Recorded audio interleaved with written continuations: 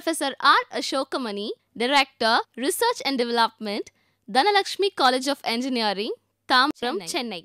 He is former Professor and Head of the Department, Physics, Anna University, Chennai. He is presently guiding 3 research scholars.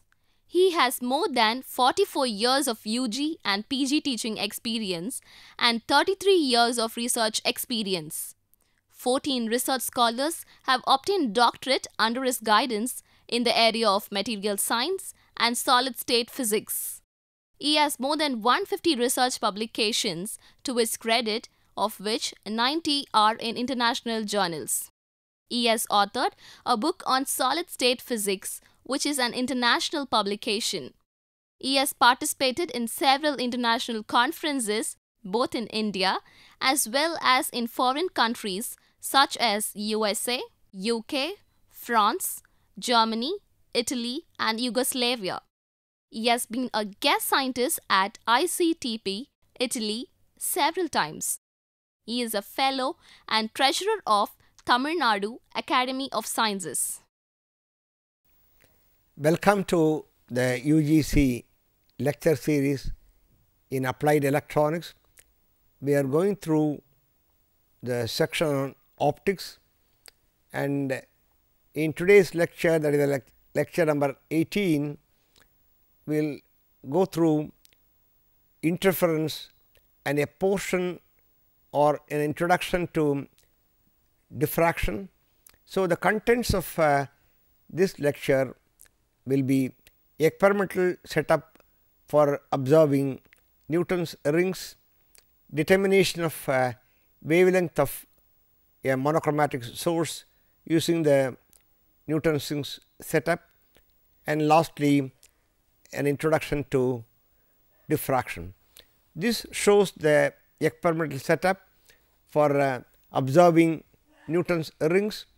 And what do you have now? You have got a source of light, a monochromatic source, yes, and the light coming from the source passes through a lens system L1, and it is incident on an inclined glass plate which is kept at an angle of inclination 45 degrees, and the light is partly reflected and travels towards the air gap that is present between the plano convex lens and the glass plate. You have the air film here. Obviously, at the center there will be no air gap, because the lens is in contact with the glass plate, exactly in contact, and the thickness of the air film, as I told you in the last lecture, will be increasing, as in the case of air wedge. Here also the thickness of the air film will be gradually increasing from 0 to some finite value. It keeps on increasing, the film thickness will be increasing, and depending upon the condition that will be satisfied by the light rays, either you will be having a constructive interference or a destructive interference. Let us see what are Newton's rings and how they look like and so on, and this is the experimental setup, right. And now we have to describe in detail the glass plate that you have here, and the plano convex lens you find here, the lens is here, G is the glass plate, lens is placed on the glass plate, and G1 is the beam splitter. That means, it splits up the light partly to go to the this lens plate system, and partly it will be transmitted, and we are not concerned about the transmitted light beam, and we are concerned about only the reflected light beam. The reflected light beam will come back, right, it is going back, it undergoes reflection from the glass plate. You have the air film here, and M is the microscope through which you observe what you are going to see here, and C is the focusing lens or the condensing lens. S is the source of light, it is a monochromatic source, as I told you. This is the setup in detail, and we have, as I told you, a monochromatic source, and then the light rays are rendered parallel, and they are incident on a glass plate kept at an angle of incidence 45 degrees, and this is the glass plate. Okay. And you have got it is partly reflected, as I told you, and these are beautiful rings that was observed by Sir Isaac Newton and hence named after Newton. You have got so called Newton's rings. One has to understand how and why these rings are obtained. The rings are alternately bright and dark. You see a dark ring here and a bright region here, bright ring, and then a dark ring, bright ring, and so on. And so, at the center, this center here, right, and here for this radius it may be bright, and for some other radius the condition for destructive interference will happen, which will lead to a dark ring, and for some other thickness of the air film the condition for brightness will be satisfied alternately depending upon the thickness of the air film. Either the condition for brightness or darkness will be satisfied. If the condition of brightness is satisfied, you will be getting a bright ring, and on the other hand, if the condition of darkness is obtained, then we will be having a dark ring, right. So, you will be having rings bright, dark, bright, and so on, and the radii of the rings are to be obtained. These radii of the different rings can be measured using the microscope. You have got the crosswire, using the crosswire, placing the crosswire at different rings, the radii of the rings can be measured, and you will be having the crosswire here. You see the rings here, you have the dark ring and a bright ring, dark ring, and so on. You see the crosswire. When you see through the microscope, you will see the crosswire, and you can the microscope can be moved either on the left or towards the right, and you should know as students of science or engineering, the microscope should be moved only in one direction. So, that the error is minimized or error is eliminated. That should be only unidirectional movement, right. So, from left to right, you start from left, place the crosswire here, and to coincide with the maybe the nth dark ring or the nth bright ring, then take the reading, right. You have got a main scale reading, Vernier scale coincidence, you know the least count, MSR plus V, the Vernier scale coincidence to least count will give you the total reading. You take the reading when the wire is coinciding with the nth ring, then count n, n plus 1, n plus 2, n plus 3, then come to n plus third ring, take the reading, then n plus sixth ring, take the reading, n plus ninth ring, take the reading, and so on. Similarly, go from left to, you come here and go to the right, n plus 3, n plus 6, n plus 9, and so on. So, the diameter of the n plus the nth ring and n plus third ring, n plus sixth rings, the diameters of various rings will be known, and that is what you are going to tabulate now. You will see now the reflected beam falls normally on the lens L placed on the glass plate. Interference occurs between what? The interference will be occurring between the two rays. You know, one light ray will be, you see here, a light ray will be incident on this system, and it will be undergoing reflection at this surface at the bottom of the lens. Then what is the other light ray? Interference means there should be two rays, two beams will be there. One beam is the beam that is obtained because of the reflection of the light ray suffered at this surface, right, the bottom surface of the lens. The other light ray will be the light ray reflected from the top surface of the glass plate. This point should be made clear, should be understood. The point is, one light ray will be reflected from the bottom surface of the lens, right. The other light ray is the one that is coming from reflected from the top surface of the glass plate. Okay. The top surface of the glass plate is this point, bottom surface is here. So, this is the bottom surface, right. This is the top of the glass plate, this is the bottom surface, this is the top of the glass plate, and so the thickness of the air film will be changing, right. Now, this is the air gap, something like air wedge. So, here also you get a similar to air wedge, you got a wedge shaped film. The thickness of the film will be, air film will be increasing. These two light rays will be interfering. So, this point is important. These are two light rays which will be interfering either constructively or destructively, and all of you know what is meant by constructive interference, what is the destructive interference, what are the conditions to be met, and so on. So, interference occurs between the two rays which I showed you just now, reflected from the upper and lower surface of the film. That means, from the bottom of the lens and the top of the glass plate. Okay. The interference rings are viewed with a microscope focused on the air film. I showed the microscope and you can see the rings, and the procedure now will be as follows. With the help of the travelling microscope, the diameters of a number of dark rings are measured. As I told you, the diameters are measured.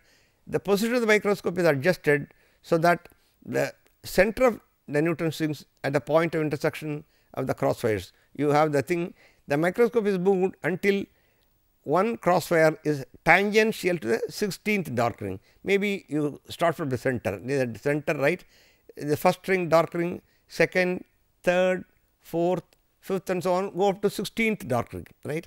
You have the crosswire to coincide to be tangential to the 16th dark ring from the center, 16th on left, then 16 plus 4, 16 plus maybe 16 minus 4, 12, then 12 minus 4, 8, then 4 and so on. Then you come here, then you go to 4th ring, 8th ring, 12th ring and 16th ring on the right hand side. 16th ring on the right hand side, if you take the reading, and the 16th ring you have taken the reading for the left hand side, this will give you the diameter.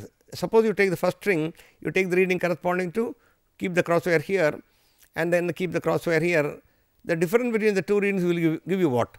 It will give you the diameter of the ring, right. You keep the crosswire here, take the reading, keep the crosswire here.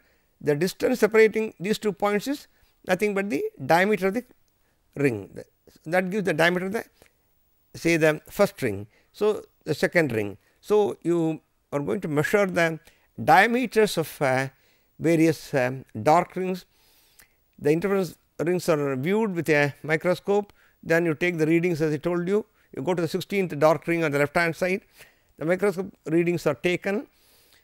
Then the crosswire is made to be tangential, as I told you, with the 12th ring, 8th ring, this is the 16th ring, right. Then you go to the 12th ring, then you go to the 8th ring, then 4th ring. Then similarly, you go to the 4th ring on the right hand side, 8th ring on the right hand side, 12th ring and 16th ring. So, 16 is here on the right side, 16 is on left.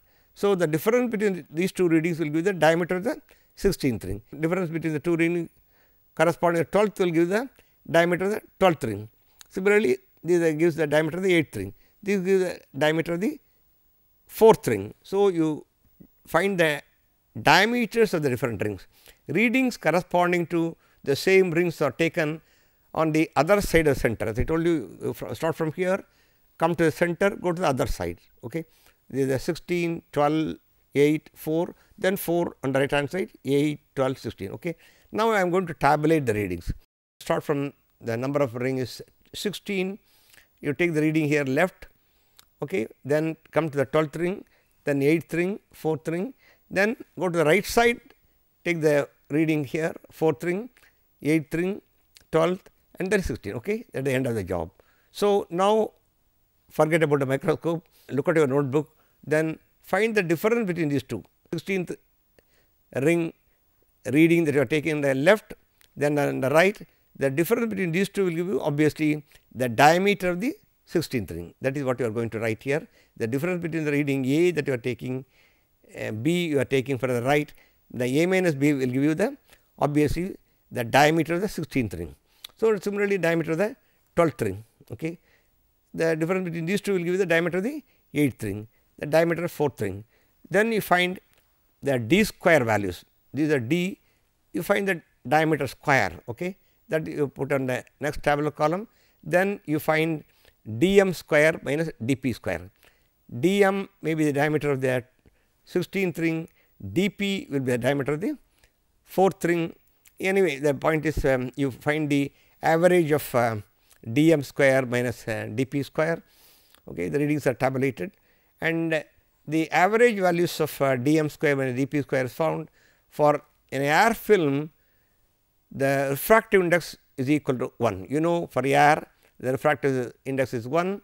The diameter of the pth ring and mth rings are given as follows. You have dp square will be 4p multiplied by r into lambda. What is r? R is the radius of curvature of the lens.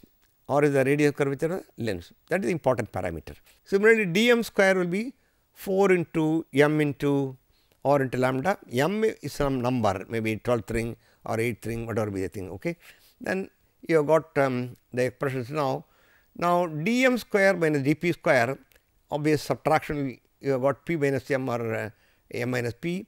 So, m minus p into r into lambda. Therefore, lambda will be equal to dm square minus dp square divided by 4 into m minus p into capital R. These things are taken to the denominator. That gives the wavelength of the monochromatic source. What is the aim of Newton's rings experiment? The aim is to determine the wavelength of a monochromatic source.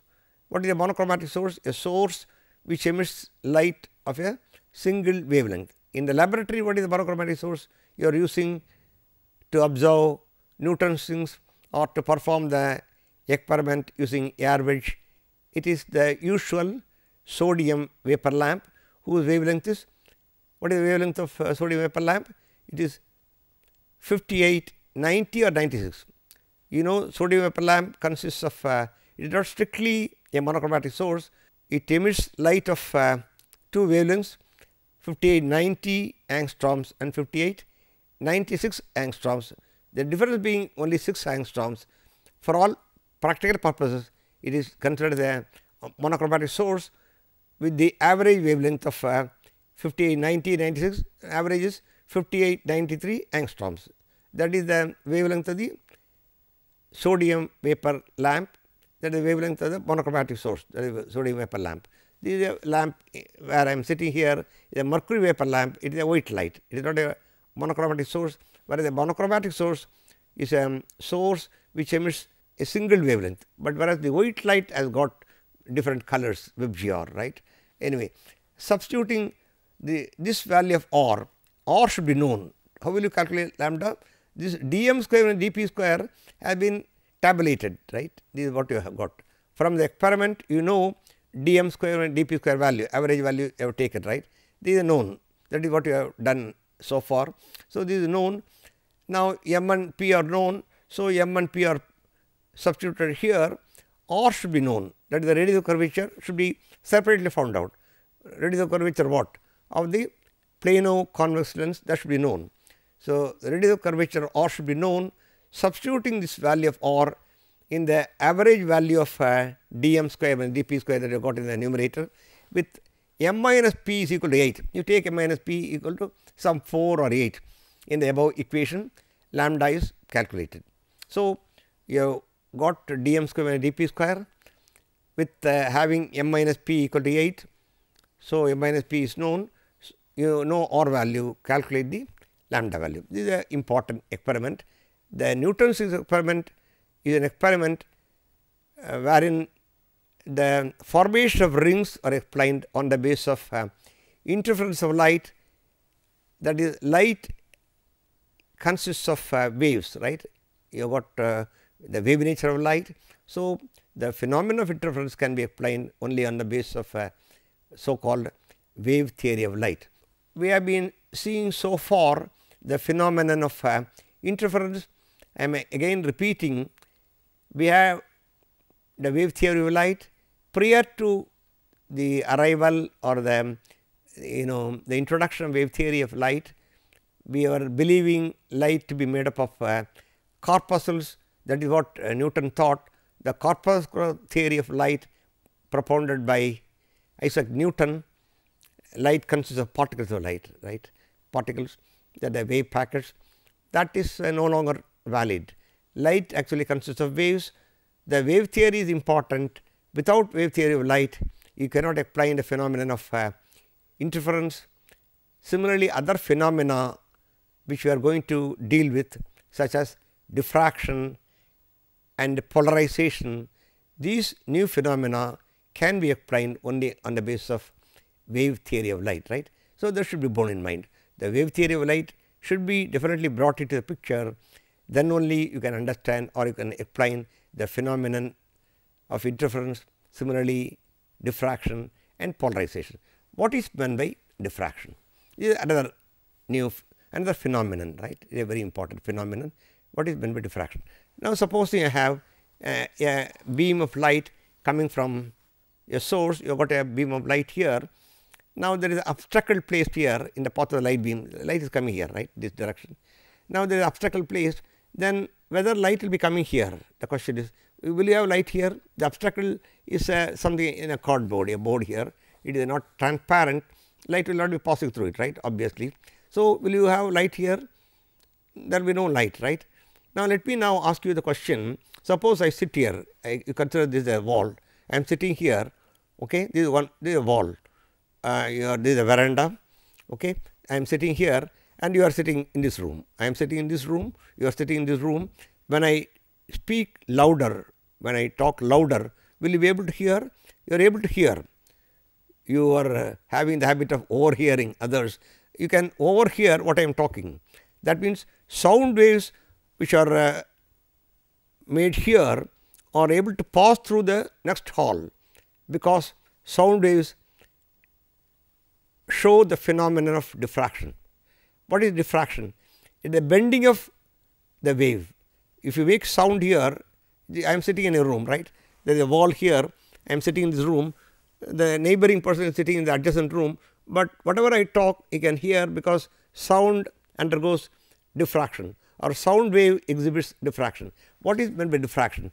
Diffraction is nothing but the bending of waves. Diffraction is nothing but the bending of waves. The light waves easily bend. The wavelength of the waves are so large and they bend. Similarly, light waves also bend. Supposing light is made up of rays of light, then there will be no bending at all, right. Supposing you assume the light is made up of rays. According to Sir Isaac Newton, light consists of rays. They are made up of particles. So, if you use the particle aspect, the rays of light will not bend. Now, I am going to show in the lectures to come that light also bends. The bending of the light beam can be explained only on the basis of assuming light to be made up of waves. By assuming light is made up of waves, you can explain the phenomenon of diffraction. Diffraction is nothing but the bending of waves around an obstacle or through a hole. I can have a hole and pass light, and then bending of the light beam around obstacles is known as diffraction. It is a very important phenomenon. Because of diffraction, you see the colors, right. What is this? This is your CD, the compact disc. It shows different colors, right. When you have it in white light, it shows different colors. These are the colors which you observe, the bluish color, the reddish color, green, and if you change the direction, the plane is tilted, you see the different colors, and the colors that you observe are due to the phenomenon of diffraction. I told you in one of the earlier lectures that about colors of thin films. When oil is spilled over on a road, you see colors in water, then oil film, and colors are due to interference. But these colors that you get on a CD, you got CDs, you may see a halo of color arranged around the street lamps on a foggy night. CDs and DVDs will show beautiful rainbow patterns if held up to the light. This is due to the phenomenon of diffraction. Sound waves diffract when they pass through the doors or move past the edges of walls. That is what I told you. You got a wall here, sound waves will undergo diffraction. Similarly, light undergoes diffraction. That means light behaves like sound waves, right. They are different in nature, but anyway, you should associate wavelength nature with light radiation, then only you can explain the phenomenon of diffraction. If you are in a room with the door open, you may be able to hear someone speaking outside, although you cannot see them. You are in the next room, but still you are able to hear me because of the fact that sound undergoes bending of the sound beam. So, sound waves undergo bending, or they are able to your obstacle is there, the wall is here, but still in the veranda somebody can overhear. Similarly, if you look at a street lamp through an umbrella, you will see an interesting pattern of colored dots. All these effects are due to the property of diffraction. They show that the diffraction effects are greater for long wavelengths. The wavelength is large means, as I told you, sound waves are having longer wavelength, that is why they easily undergo diffraction. So, the diffraction effects are greater for long wavelength waves. The diffraction effects are greater for small hole. A hole should be, if you drill a hole, the hole should be small. Or I will come to the case of diffraction, grating. Anyway, whatever you think, the hole that I will be showing, or the a wedge, whatever that you are having, should be small in size. The next diagram shows a wave bending a barrier, right. You got a barrier, you got an obstacle, right. The gap should be small, as I told you. If the gap is small, the profound phenomenon of bending is seen, right. You see the curvature is large, but here the curvature is not so large, because the gap is a long gap. You see a gap here, the sound wave is coming here, the light waves are coming here, or even sound waves are coming here. The gap is large here, the gap is small. If the gap is small, the effect will be profound. The diffraction effects are most obvious when the object of or aperture causing the diffraction is similar in size to the wavelength of the waves. The wavelength of the waves and the object size are of the same wavelength are similar, then only the diffraction effect will be profound. I think at this point I will just give you a few words. You will be hearing about X-ray diffraction, or you have heard of X-ray diffraction, neutron diffraction, electron diffraction, and in the years to come, or you got scanning electron microscope and so on. So, the phenomenon of diffraction is present or will be understood only if the condition is the wavelength of the wave and the size of the obstacle or the object to be studied.